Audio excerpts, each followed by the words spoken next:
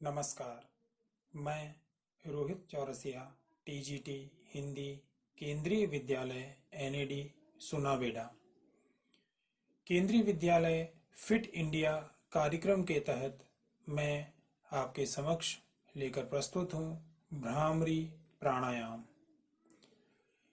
भ्रामरी प्राणायाम करने के लिए सर्वप्रथम सरल आसन में पैरों को मोड़कर बैठना पड़ता है।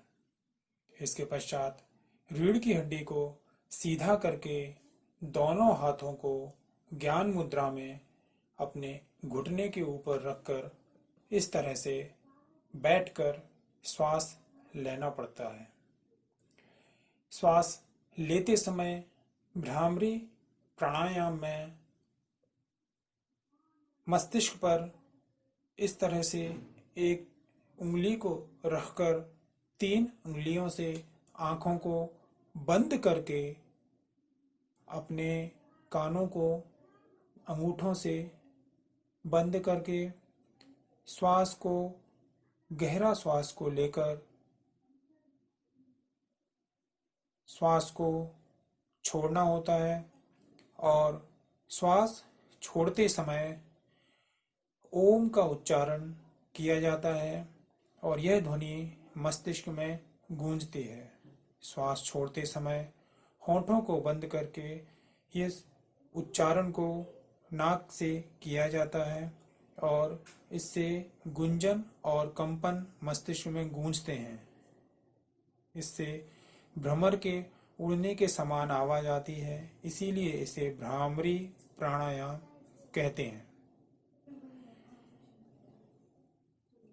भ्रामरी प्राणायाम करने के लिए कम से कम 3 बार और अधिक से अधिक आपकी क्षमता के अनुसार प्रयास किए जा सकते हैं। प्रस्तुत है भ्रामरी प्राणायाम 3 बार।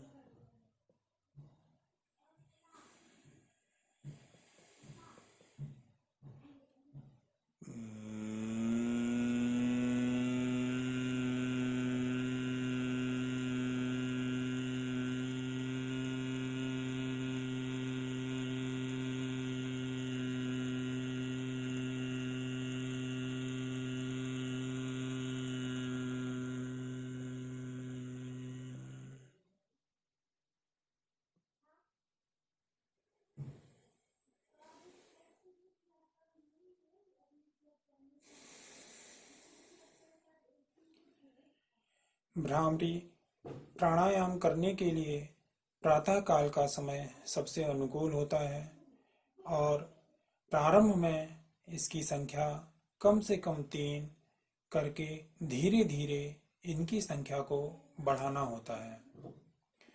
श्वास को गहरा लेकर भरसक ओम का उच्चारण मन ही मन किया जाता है, जिससे एक गूंजने की आवाज उत्पन्न होती है। इस प्राणायाम से मन मस्तिष्क तरोताजा होता है, मानसिक तनाव अवसाद दूर होता है और मस्तिष्क में ताजगी का संचरण होता है।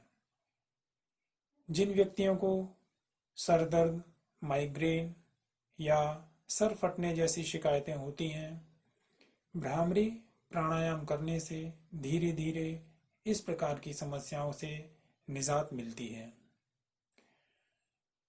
भ्रामरी प्राणायाम करने से मन मस्तिष्क के अणु कंपन से हिलते हैं। इस कारण मानसिक शक्तियाँ जागती हैं और मनुष्य की स्मरण शक्ति तीव्र होती है। और भ्रामरी प्राणायाम कई प्रकार के रोगों को दूर रखता है और शरीर तरोताजा महसूस करता है। धन्यवाद।